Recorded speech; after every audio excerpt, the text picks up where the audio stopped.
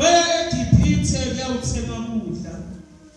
Wathi kube eVejakobe ukuthi kunekudla lokuthengiswako eGibhithe. Wakhuluma kumadodana akhe wathi, yini nilibale kubukane emehlweni nje? Ngivile ukuthi kunekudla eGibhithe le eGibhithe. Hambani niyosithengela khona. Singaze sife sibulawe indlala. Ngakho-ke bomnaka boJosefa labalishumi behlela eGibhithe kuyawuthenga ukudla. Kodwa Jakobe akazange amvumele Benjamini labelama Josefa ukuthi ahambe nabo, ngoba phela abesaba ukuthi angahle naye avelelwe ibhodi. Siyalabukela babelifu lakho egameni laKristu Jesu. Khuluma ngalo babe usedlule egameni laKristu Jesu. Amen. Sithola livi laNkulunkulu labangcwele egameni likaJesu. Indzaba lesiyatiko le kokuthi kwabhoka indlala eveni lapho bekuhlala khona Jakobe. Wabona Jakobe kuthi la sitawufa indlala. Bangcwele egameni likaJesu lithi livi laNkulunkulu sekabona ukuthi konke kudla sekuphelile sekavile ukuthi eGibhithe kukhona kudla kuyadliwa.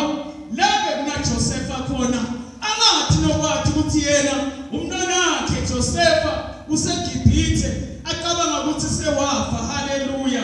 Qebo laNkulunkulu alinawuvinjwa. Haleluya. Zange afe Josefa ngoba uNkulunkulu bekanenjongo lenhle ngempilo yakhe kuthi kusitakale yena nemndeni wakhe asike netive tonke. Haleluya.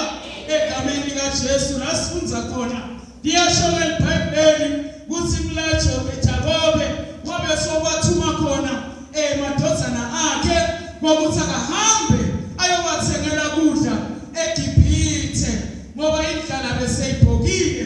Le ndlala lamembulela yona uNkulunkulu waqhaza iphupho bazalwane lelabonakala liphushwa eGibhithe.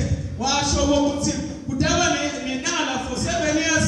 Emva kwaloko bese kuba nendlala for 7 years. Haleluya. Babe sebalungisa ke dinqolobane letiningi kwakhiwa kwabekwa lokudla. Kuthi nafika lesikhathi sendlala kungalanjwa. Haleluya.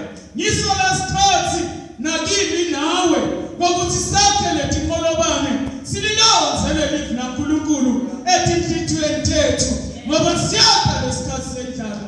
Uthi Amos 8 verse 11, bukani siyakha isikhathi sendlala lapho ngiyawuthuma khona indlala. Kusho simakadze iqobo lakhe inkosi yamakhosi. Uthi utaba indlala yokuthi abantu bangalambeki kudla futhi bangomele manje kodwa yokufuna livi laNkulunkulu.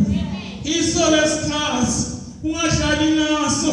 Lesikhathi uNkulunkulu ekakunike sona bangcwele usinikele ukuthi sende njani sidle lelivi laNkulunkulu sisalithola bazalwane. Singabe kuyatintombi letinhle nemajaha lamahle lelithi iBhayibheli bayazula sebalifuna lelivi lingasatholakali. Jesus. Haleluya. Ilo belithuba bazalwane ukuthi uNkulunkulu asakhuluma nathi emabandleni nakumaredio noma kuphi lapho sikhona nalelivi laNkulunkulu lisakhuluma nathi. Nawe ungayekeli ukuthi funzela lelivi laNkulunkulu uthi gcwalise ngalo. Haleluya. Futhi lebandla laseBeria lelithi livi laNkulunkulu noma bashunyayelwe bebafike futhi bahlale phansi baphenye imibhalo.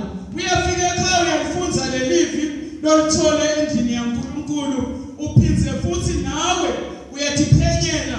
uNkulunkulu uyaqhubeka uyambula nakuwe emathi uyagcwalisa lo mgodla uyafusa lelivi laNkulunkulu kuthi nakufika lesikhathi sendlala ungalambi. Haleluya. Sisakhula beongekho amafriji bazalwane kuthi nakunenyama bayifake esawoti bayineke uqwayiba. Ngiyathemba batukulu bama bayathi. Haleluya. Balungisela khona sona isikhathi sendlala Yiso ke bazalwane lesikhathi sokuthi nathi sitilungiselele hayi lokudla bekwahanja bayothengwa Jacob lakathuma amadodana akhe ukuthi bayokuthenga eGibhithe kudla kwenyama kodwa thina sekanjani bazalwane sifuna lokudla kwakamoya haleluya livi laNkulunkulu lisatholakala bangwele iso lesikhathi sokuthi sithi gcwalise ngalo bese liyaphuphuma uthi ngale encwadini ya Proverbs chapter 27 verse number 7 bazalwane lithi leBhayibheli umuntu nakasuthi uyakhwenza ukudla noma ngabe kumnanzi ingani wena njani usuthi kodwa lo lambile nalokulokubi kahle futhi akuva ukuthi kuphi ukuva kumnanzi wena njani ulambile idlala ke leyo singayivumeli bazalwane ngoba lokulamba lokho sithi sigusha boshefu ungeva kusesemjiphozi haleluya ikulole shefu awuzange wena wathi gcwalisa ngalokudla kwemphefemulo kaNkulunkulu ukuthola ulambile haleluya nawungalambi uyabona ukuthi lokho kusiko kwami angidli lokho haleluya ngabe usewuthi haleluya kuyonakala abazalwane ngenxa yendlala walahlelela phela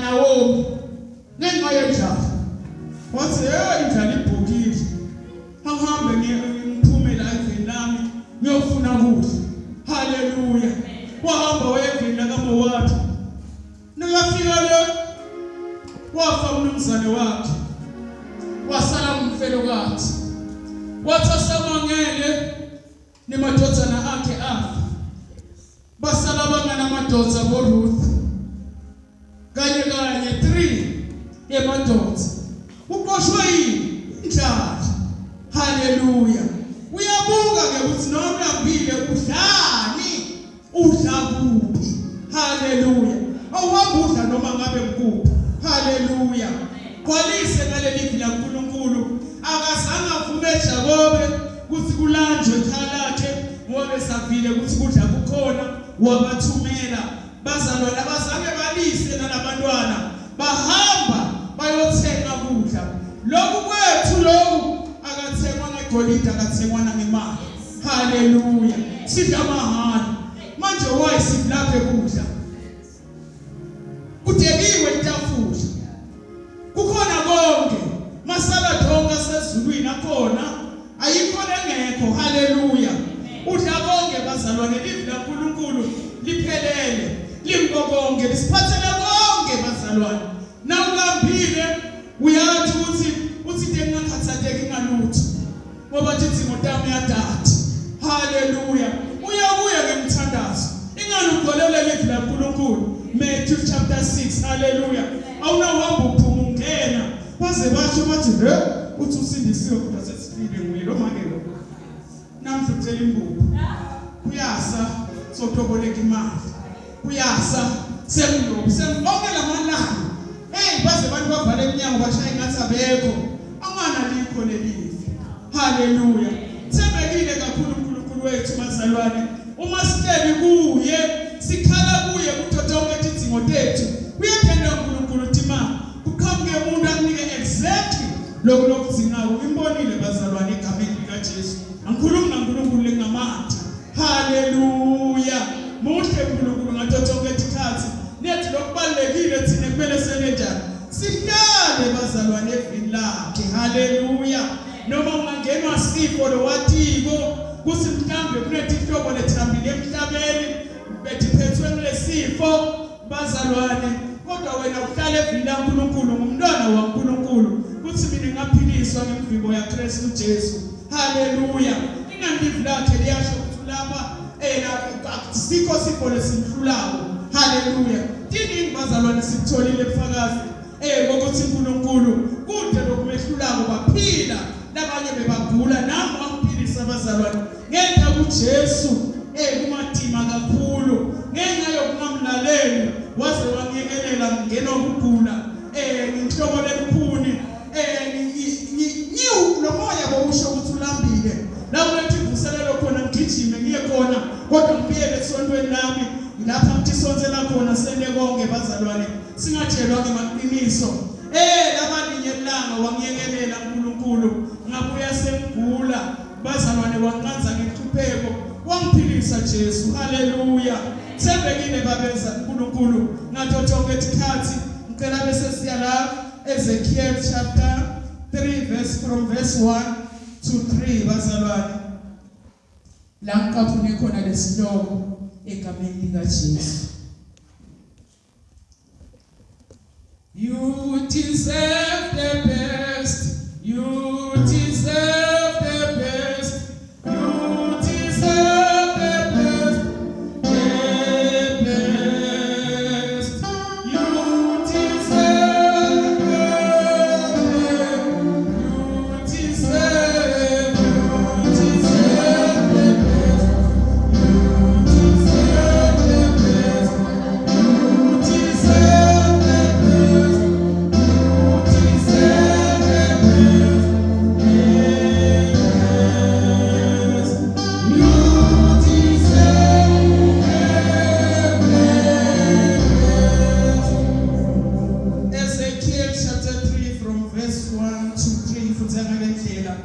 Wakhuluma kimi wathi ndothana yemuntu dlani lokho lokusembi kwakho dlani lencwadi legoqotwako bese uyahamba uyakhuluma kuyo indlu yakaIsrayeli ngakho ngavula umlomo wami wanginika lencwadi legoqotwako ukuthi ngidle wase ukhuluma kimi uthi ndothana yemuntu dlani lencwadi legoqotwako lengunika yona walise sisu sakho ngayo ngakho ngayidla ngayiva inongotela njengeluthu emlonyeni wami haleluya yafika uNkulunkulu iqobo lakhe uyakhuluma bazalwane kulomprofeti waNkulunkulu uthi dlani lokusembi kwakho embi kwakhe bekunelivi laNkulunkulu uthi moya ongcwele uthi uNkulunkulu akalidle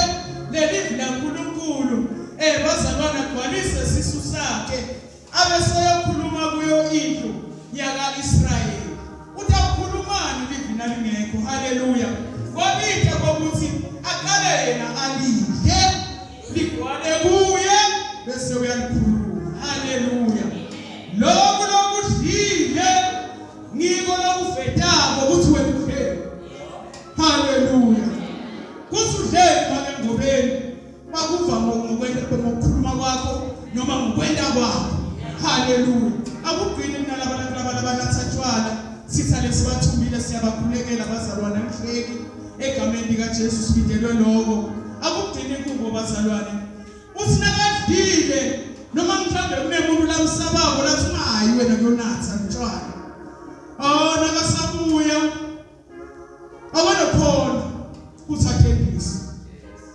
lokho lakudlile kwenda njani uyathi veta kona kuyamexpose haleluya kuthi lo so unathile utawufika ahamba ngale indlela lela ngafuni kuhamba ngayo abathi uzama ukuthi iqinisa ngeke ahamba qonza nakathi uzama ukukhuluma nimi liyashaphana haleluya kufakazela ilokhu lakadlile make longakadli bazalwane lolambile haleluya ukhuluma noma kanjani bomake kwinyanga yabomake haleluya akakhona ukuthoba kuthi awabale amagama akhe even noma sekakhuluma nabani nemyeni wakhe haleluya ngani alikho phela lelivi akathi usilo inhloko yalekhaya kumele amthobele haleluya asithobi ngoba benabakhe noma mhlawumbe bemaphutha lwabonako wena njani lelivi lolifiki lithi thoba uNkulunkulu umsebenzi wakhe wena njani kumlungisi uma mina ngingenjani ngimile la ivini laNkulunkulu ngithi nambeka lethicelo tami lathi uNkulunkulu atathiwe kuye kokukhuleka nenxusa nebonga kube ngidibeka lethicelo tami nami ngimekade ngilakho uthola khona ini impendulo opposition uyamlungisa uNkulunkulu babe haleluya ngoba mina ngime kahle kunamake lowasindisa indodza yakhe bazalwane sekumele ife nawufunza le Exodus chapter 4 verse 24 to 26 ngeke ngisayifunza ngatifunzele ekhaya liBhayibheli likhuluma ngaZipora haleluya umka Moses lithi iBhayibheli Moses uNkulunkulu sekambitile wamthuma bazalwane kuthi akahambe ayoGibhithe ayokhulula isizwe sakhe Israel haleluya Jehova qobo lwakhe wafuna ukubulala hayi sathane ukhuluma ngaNkulunkulu lisho njalo lelithi tifundzele lithi simakathe wafuna ukubulala kunatizathu ke bazalwana kamani nje haleluya kunatizathu letenda ukuthi uNkulunkulu enenjani afune ukumbulala wasinza ngomama lohlakaniphile haleluya Zipora abazange avume ukubukelela umyeni wakhe afa wasibona ukuthi la sekumatima uyahamba phela lobaba wakabo haleluya lithi iBhayibheli wasika jwabu lendodzana walisacela phasi washo wathi lo umyeni wami wengadi yami haleluya wafunga phambi kwaNkulunkulu wamnxusela kuNkulunkulu bazalwane waphila lo moya longenela phambabe nawe uZipora wanamuhla haleluya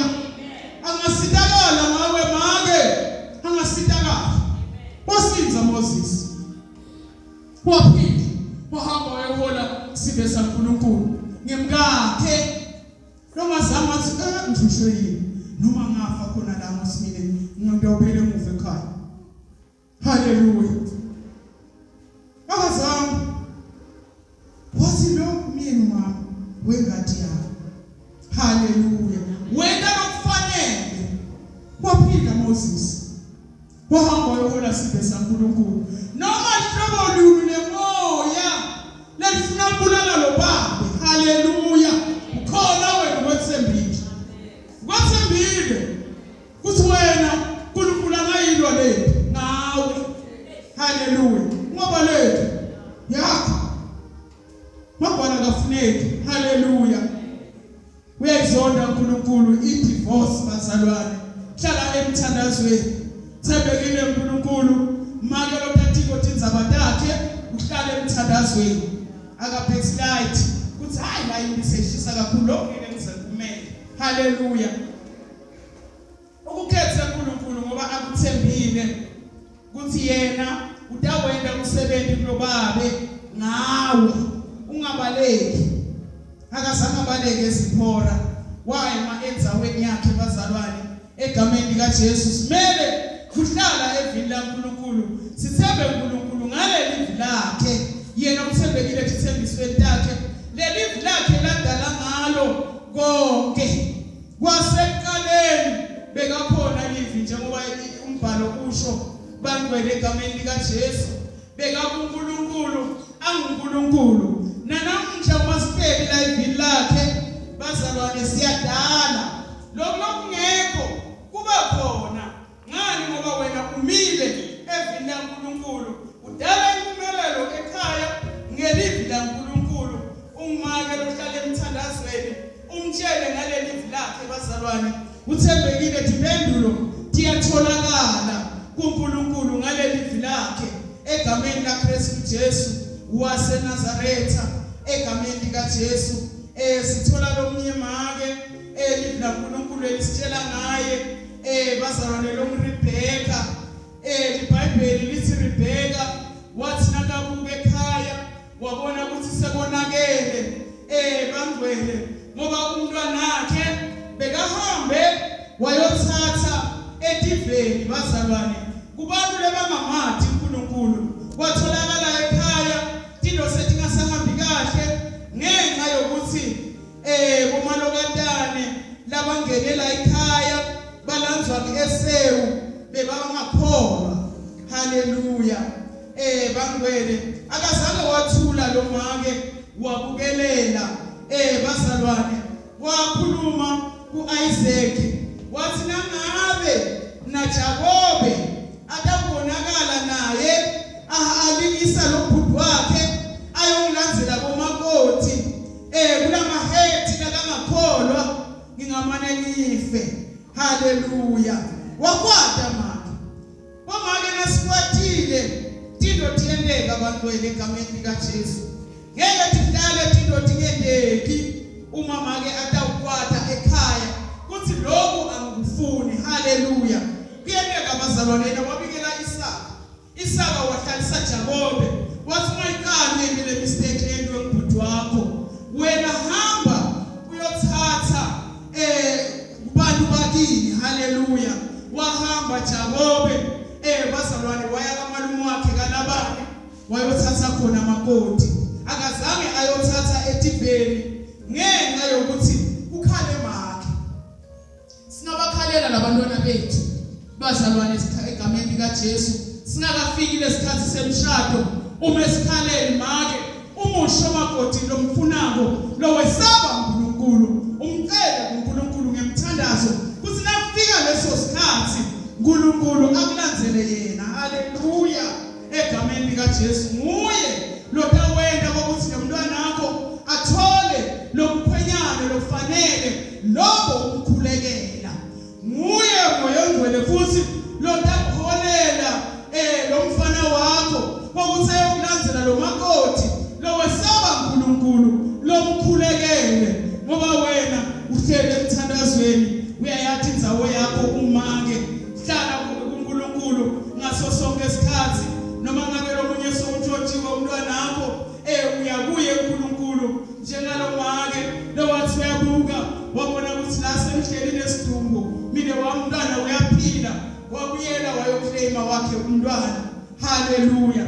Naye wena uye emthandazweni kuthi awayiphela asuye lo sibusiso wami lo sanje ubuyele uNkulunkulu ulenze lo wakho. Haleluya. Thembekile uNkulunkulu bazalwane bomaka sikalele emthandazweni nezintombi tethu kanjalo hlale emthandazweni nanisanda ungene emishadweni cela uNkulunkulu ngesikhathi lesifanele akunikethe lolo mkhwenyane lotawuhlala sihlalisana nawe ngekuthula angakukhiphi ebukhoneni baNkulunkulu kodwa ngesaSolomon lobo ayinkosi. Haleluya. Akuqelile kuhlakanipha kodwa nakufika indzabeni yemshado bazalwane akazange salenda lifu laNkulunkulu bekakhulumile uNkulunkulu kuthi kulamakhanani bahlala phakathi kwawo bangaqali bathathe khona bafati. Haleluya. Wangena yena kubantu beTibe walahlekelwa khona baNkulunkulu wabesokhona Tithixo. Haleluya. Ngoba asiboshelwa jokwe linye nalaba ngakholwa wawa enkosini bohlubuka uNkulunkulu sekangena etindumbeni tala mahethi leketana leTithixo tawo kokuthi thina ekhaya sathi lokho. Haleluya. Sikhulekeni bangcwele banana bethu bangahlala betane izinto letinjalo asihlalele evini laNkulunkulu ngaso sonke isikhathi likuphila baba liyasiphilisa engale livi laNkulunkulu konke kuyenteka uma thina sethemba lelivi laNkulunkulu kutotonke timo ubute lifitsando yaNkulunkulu kuthi uNkulunkulu uthini ngalesimo ngoba konke ukhulumile ngako kunendlela bazalwane nekumele siye ngayo emthandazweni sikleme ngale livi lakhe umtshela ukuthi wena Jehova ushilo wathi ngeke uze uvume igama lakho lihlazeke. Haleluya. Nasi lesimo lembhekene naso usindlale phambi kwakhe njenga Ezekiya lo wayithatha incwadi wayendlala phambi kwaNkulunkulu labe kafunelwa khona mSanaheribi wamlola uNkulunkulu. Namhlanje nasindlala phambi kwaNkulunkulu sibe evini lakhe kulethi thembiso takhe nakathi khulumile uyasendela bazalwane. Lokubalulekile asihlale evini laNkulunkulu bazalwane egameni likaJesu. Into thishintsha ngalendlela namhlanje indlela lesekungayo ngoba sithi siyakhombisa ukuthi simelele nathi maKristu. Nakungafika isikhathi sokuthi bathi abasafuni ukubona umuntu lophethe iBhayibheli nalingekho la kuwe enhlitweni yakho ke ungakagqwalisi kwenta kanjani ngoba ulambile phela. Haleluya. Awulahlekelwa kulokhona uyalahleka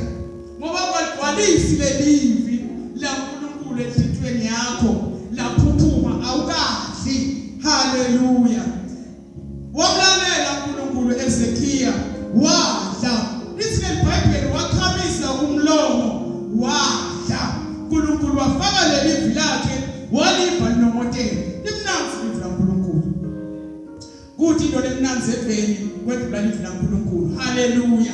Iyanongotela njengoba shilo la sifunze khona bazalwane egameni lika Jesu. Angeke udle uvale umlomo. Uthi mina ngifutha ngihlithini. Liphumsele. Nasidla bazalwane. Uyafunza uphumsele. Njengoba kunjalo. Njengoba bekufunza la. Nawe ufunza uphumsele. Nawena njalo uyadla. Liyaqala leli la uNkulunkulu pizza ulibiyelele udle uthi kwalise ngalo kuze ungakhoni kokudla koshef labento labalethwa sitha abazalwane egameni lika Jesu. Wadla Ezekiya wahamba waprofetha ngalelivi bakwene ngingawo simthola kuEzekiya 37 sika profeta esigodini semathambo legomile. Haleluya. Sanda kuNkulunkulu sisethi kwakhe wadla akazange uvale umlomo. Haleluya. Uthi moya ongcwele utasikhumbuta konke ekhathi sowuhleka bephela netimo uyakhumbuta ukuthi yena uthithene evini lakhe uthole amandla lamasho uqina uqhubeka ume. Haleluya.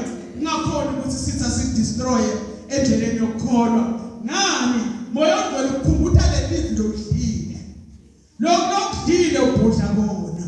Haleluya. Lokudlile mbokanye lokutaku expose ukuthi wena udleni asidleni livila uNkulunkulu bazalwane. Kuko konke lesikukwendako utawubonakala ukuthi sibantwana bakaNkulunkulu ngenxa yokuthi siyalidla lelivila uNkulunkulu. Singaphisheka sidicishe isikhathi sokuhlala sidle lelivila uNkulunkulu bazalwane. Bakwene liyaphila lelivile likuphila bazalwane egameni lika Jesu. Ngiyekithi sometimes nasenhlaselekile ekhaya bagcwele egameni lika Jesu noma sithi asikhamuka ngekugula kube ngathi ngiyagula ngathi sengiyahlanya ngilivule leli la uNkulunkulu ngilivule bese ngibeka la inhloko ngithandazele la inhloko. Haleluya. Likuphila phela lelivi. Haleluya. Ngale livi kube ngibekela inhloko le operator nalo lento umsebenzi liyaphila livi la uNkulunkulu bazalwane egameni lika Jesu. Haleluya.